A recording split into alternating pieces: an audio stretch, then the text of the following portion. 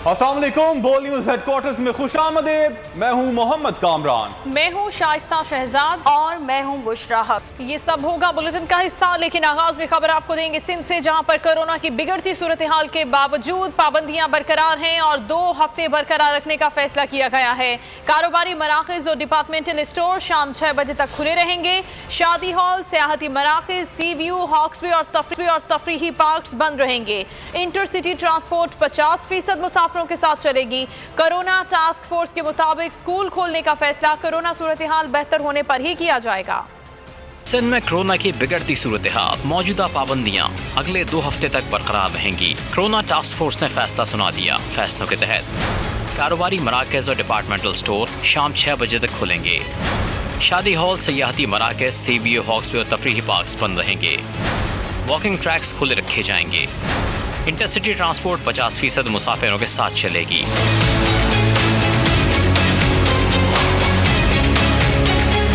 Task force के मुताबिक school खोलने का फैसला कोरोना सूरत हाल बेहतर होने पर ही करेंगे। वज़ीर आला का कहना था कि ईद के बाद केसेस की शरह मुसलसल बढ़ रही है। मुस्बत केसेस की शरह 8.8% हो गई है। सेक्रेटरी सेहत काजिम जतोई के मुताबिक 15 से 21 मई तक कराची में 13.97% केसेस रिपोर्ट हुए। हैदराबाद में 10.83%, बाकी अजला में 5.40% केसेस सामने आए। कराची के ज़िला शर्की में 15%, ज़िला वस्ती में 13%, मलीर और गरबी में शरह 10% रही। हैदराबाद में 11, सक्खर में 8% केसेस सामने आए। 30 रोज़ में सूबे में 213 मरीज इंतकाल कर गए। तर्जुमान सिंध हुकूमत मुर्तज़ा वहाब का कहना है कि कोरोना में इजाफा होता है तो हुकूमत को सख्त फैसले करना पड़ते हैं। सख्त फैसलों से कुछ तबके नाराज हो जाते हैं। न्यूज़ कॉन्फ्रेंस में उन्होंने भी कहा कि सख्ती से कम करना है तो हुकूमत का साथ देना होगा। मास्क पहने और इससे कबल ऑक्सीजन मास्क पहनना पड़ जाए। वैक्सीनेशन से किसी किस्म का खतरा नहीं है। और दूसरी जानिब लोगों ने शादी हॉल्स बुक करवाने शुरू कर दिए हैं। एनसीओसी का 1 जून को शादी हॉल्स खोलने का फैसला बरकरार रखा जाए। केटरर्स एंड बैंक्वेट एसोसिएशन ने मुतालबा कर दिया।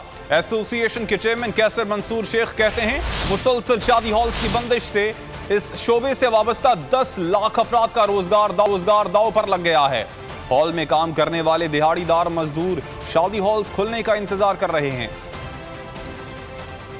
1 जून के लिए एनसीओसी फेडरल ने असद उमर साहब ने एक अनाउंसमेंट की थी, तो उस अनाउंसमेंट और इस 2 हफ्ते में 3 दिन का फर्क था। और जबकि सिंध गवर्नमेंट सबसे ज़्यादा फोर्सफुली और सबसे ज़्यादा हार्ड वर्क करके वैक्सीन्स लगा रही है। 1.5 से 2 लाख वैक्सीन्स की एवरेज से लगे तो 10 दिन के अंदर 20-25 लाख वैक्सीन्स लग रही हैं। तो इसकी ज़रूरत नहीं थी। लाखों लोग बेरोजगार, लाखों लोग, शादियां रुक गई। 1 जून के साथ लोगों ने एक दिन में शादियां बुक करवाई। अब उनको एक नई परेशानी, मैं कहता हूं चीफ मिनिस्टर साहब से, बिलावल साहब से, कि एनसीओसी का जो फैसला है उसको एज इट इज रहने दें 1 जून का, और लोगों को रोजगार जो मिल रहा था, जो खुशियां मिल रही थी लोगों को, वो उनसे वापस ना लें और हमें अपना कारोबार करने दें। बलूचिस्तान में 24 मई से आउटडोर डाइनिंग की रात 12 बजे तक इजाजत होगी, ताहम इंडोर डाइनिंग पर पाबंदी बरकरार रहेगी। तर्जुमान बलूचिस्तान हुकूमत लियाकत शाहवानी कहते हैं कि सूबे में इज्तिमात पर पाबंदी बरकरार रहेगी। 24 मई से कोयटा के अलावा दीगर अजला में तालीमी इदारे खुल जाएंगे। केसेस में कमी पर कोयटा में भी तालीमी इदारे खोल देंगे। लियाकत शाहवानी ने कहा कि केसेस में कमी हुई तो आहिस्ता आहिस्ता दीगर सेक्टर्स भी खोल दिए जाएंगे। 24 मई से बलूचिस्तान के तमाम इजला में तालीमी इदारे जो है वो खुल जाएंगे, मां सिवाय कोयटा। और अगर कोयटा में केसेस में डिक्लाइन मजीद आ जाती है, लोग एसओपीज का ख्याल रखते हैं, तो फिर कोयटा में भी तालीमी इदारे वो खुल जाएंगे। हमारे जो रेस्टोरेंट्स हैं उनकी आउटडोर डाइनिंग परमिशन ग्रांट कर दी गई है। आउटडोर डाइनिंग की इजाजत होगी रात 12 बजे तक, लेकिन इनडोर डाइनिंग पे पाबंदी रहेगी। तफरीही मकामात हैं विद स्ट्रिक्ट प्रोटोकॉल्स, वो भी खोल दिए जाएंगे। लेकिन यह है कि पार्क्स, स्पोर्ट्स, कल्चरल एक्टिविटीज पे, दीगर तकरीबात पे, इज्तिमात पे पाबंदी आयद रहेगी। एनसीओसी ने वफाकी सूबाई हुकूमतों के नाम अहम मरासला जारी कर दिया। मरासले में ये कहा गया है कि कोरोना से शदीद मुतासर अजला में 24 मई से तालीमी इदारे ना खोले जाएं। कोरोना से ज़्यादा मुतासरा जो अजला है तालीमी इदारे 6 जून तक वहाँ बंद रहेंगे। 7 जून से तालीमी इदारे खोलने के लिए भी फैसला जायज़ा इजलास में 3 जून को होगा। महंगाई के बोझ तले आवाम के लिए खुशखबरी है कि बिजली की कीमत में 84 पैसे फी यूनिट कमी का इम्कान है।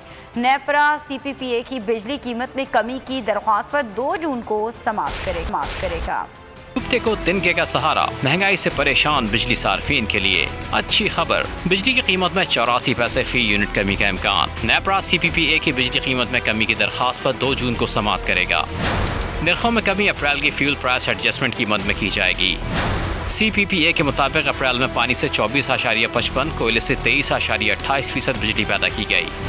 मकामी गैस से 12.19, दरामदी LNG से 24.54, जबकि एटमी ज़राए से 10.18% बिजली पैदा की गई। अप्रैल में रेफरेंस फ्यूल लागत ₹6.60 फी यूनिट रही। और कराची को बिजली की सप्लाई बंद होने के बाद पानी की फराहमी भी मुअत्तल हो गई है। धावेजी पंपिंग स्टेशन के 20 पंप बंद हो गए। वाटर बोर्ड हुकाम का कहना है कि धावेजी, घारो और पिपरी पंपिंग स्टेशन की बिजली बहाल हो गई है। शहर को पानी की फराहमी बहाल करने की कोशिश कर रहे हैं। बिजली की बंदिश के सबब शहर को 75 मिलियन गैलन पानी की कमी का सामना करना पड़ेगा।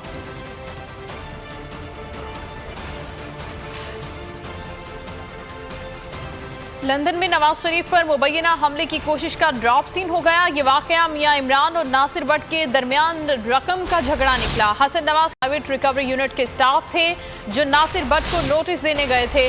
ताहम सोशल मीडिया पर वाकये की CCTV फुटेजेस हमला करार दिए।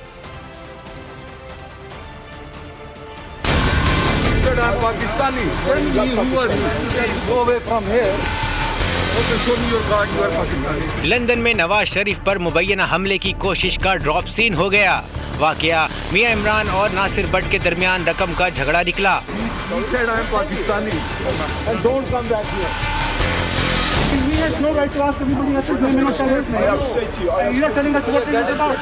लंदन में हसन नवाज के दफ्तर जाने वाले अफराद प्राइवेट रिकवरी यूनिट के लोग थे जो नासिर भट्ट को नोटिस देने गए थे। वो लोग नवाज शरीफ या हसन नवाज के लिए नहीं गए थे। गुज़िश्ता रोज लंदन में हसन नवाज के दफ्तर में 4 अफराद के घुसने की कोशिश पर हंगामा बर्पा हो गया था। सोशल मीडिया पर वाकई फुटेजेस भी जारी कर दी गई थी। वाकई के वक्त हसन नवाज के दफ्तर में नवाज शरीफ, इसहाक डार और आबिद शेर अली मौजूद थे।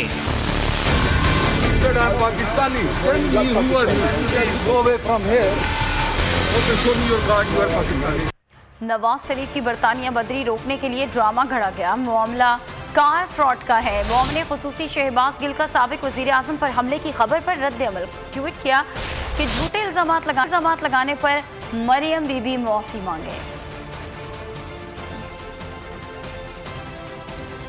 नवाज शरीफ अपने बेटे के कारोबारी दफ्तर में पाए गए। वो इलाज करवाने गए थे या कारोबारी उमूर निपटाने? अदालतें बुला रही हैं, वापस आ जाएं, कानून के तहत निपटा जाएगा। पाकिस्तान की जेलों में नवाज शरीफ की जान भी महफूज रहेगी। फिरदौस आशिकवान के लीगी रहनुमा परवार कहती हैं PDM को उल्टा करें या सीधा, नतीजा सिफर ही निकलेगा। तरीन ग्रुप ने वजीर आला पंजाब पर इजहार एतमाद कर दिया है। ग्रुप के रुकन असम्बली के बयानात की वजाहत आनी चाहिए। खानदान के सरबराह का, जिले सुबहानी का अपने बेटे के कारोबारी दफ्तरों में रूनुमाई करना और वहाँ मौजूदगी का ऐलान करना और बताना कि वो कारोबारी दफ्तर में मौजूद थे तो कोई अफराद वहाँ पे आ गए, तो पहले तो उनसे ये पूछें कि आप हॉस्पिटल में लेटने के लिए गए थे, दवाई लेने गए थे कि कारोबारी अमूर निपटाने गए थे? आपको और आपकी जान को अगर इतना खतरा वहाँ है तो यहाँ तशरीफ ले आए। यहाँ आपकी जान कम से कम जेल में महफूज रह सकती है। PDM को आप उल्टा कर लें, सीधा कर लें, दाएं कर लें, बाएं कर लें, 0/0 = 0। कल जो वक्त मिला है उसने वज़ीर आला की क़यादत में एतमाद का इजहार किया। लीगी रहनुमा अज़मा बुखारी कहती हैं नवाज शरीफ पर लंदन में अस्पताल और घर पर भी हमले हुए। ये कारनामे PTI के क्रेडिट पर मौजूद हैं। अज़मा बुखारी ने फिरदौस आशिकवान के बयान पर रद्द-ए-अमल में कहा कि खादिमा जी, शरपसंदी, गलाजत और दोगलापन आप लोगों में कूट कूट के भरा है। मुनाफिकत और बुज़दिली इमरान खान और उनके चेलों के चेहरों से आया है। हुकूमत की तरजीहात में शरीफ खानदान को जेलों में डालना है। तौनसा का चरवाहा लाहौर में लाइटें देखने आया और सीधा वज़ीर आला हाउस पहुंच गया।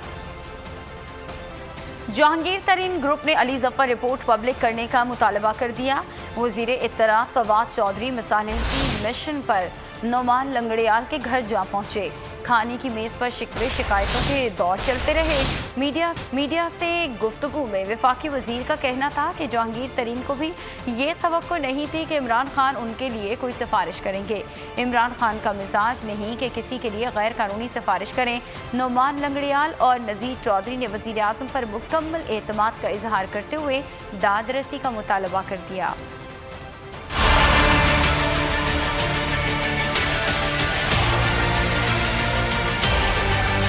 फवाद चौधरी का मसालिहती मिशन। जहांगीर तरीन ग्रुप के साथ खाने की टेबल पर बैठक। वज़ीर इत्तलात नाराज अरकान को मनाने निकल पड़े। नोमान लंगड़ियाल के घर मुलाकात में शिकवों शिकायतों के दौर चलते रहे। जहांगीर तरीन ग्रुप ने अली जफर रिपोर्ट पब्लिक करने का मुतालबा कर दिया। फवाद चौधरी ने सोहराने में आते ही नसीर चौहान को जुमला कसा। बोले, चौहान साहब आपने बमबारी बहुत की है। साथ अकबर नवानी पर तंज करते हुए बोले, आपने सारे जट इकट्ठे कर लिए। अजमल चीमा जवाब में बोले, धमाका होना ही ऐसे था। आप कौन सा किसी कमज़ोर की सुनते हैं। मीडिया से गुफ्तगू में फवाद चौधरी बोले, इमरान खान का मिजाज नहीं कि किसी के लिए गैर कानूनी सिफारिश करें। जहांगीर तरीन को भी सिफारिश की तवक्को नहीं। तहरीके इंसाफ के अंदर मैं पूरी तरह, मुझे ये भी यकीन है, ना तो जहांगीर तरीन साहब को ये तवक्को है कि इमरान खान उनके लिए कोई इल्लीगल सिफारिश करेंगे, ना ही इमरान खान का ये मिजाज है। नोमान लंगड़ियाल और नसीर चौधरी ने वज़ीर आज़म पर मुकम्मल एतमाद का इज़हार किया। बहुत अच्छा साइन है कि फेडरल मिनिस्टर जो हैं वो पंजाब में आके जो मामलात यहाँ पर किसी तरह से डिस्टर्ब हैं उनको दुरुस्त करें।